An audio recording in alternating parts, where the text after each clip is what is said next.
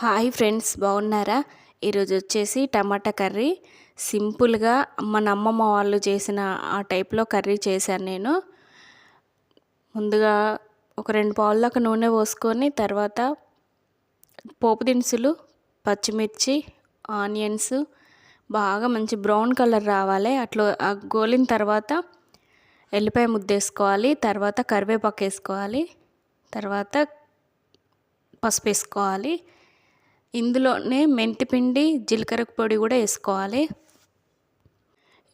ఇట్లా నూనెలోనే గోలితే ఆ ఫ్లేవర్ కంపల్సరీగా వస్తుందండి. మీరు కూడా ట్రై చేయండి ఒకసారి. ఎల్లిపాయ ముద్ద గోలిన తర్వాతనే మెంతిపిండి, జీలకర్ర పొడి వేసుకోవాలి.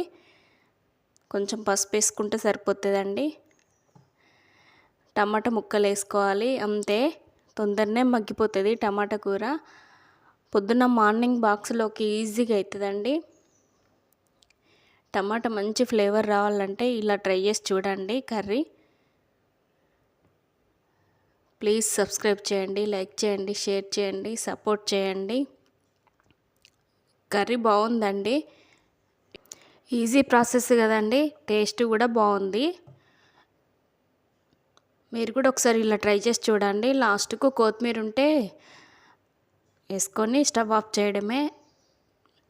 ఒక 10 మినిట్స్లో అయిపోతుందండి కర్రీ.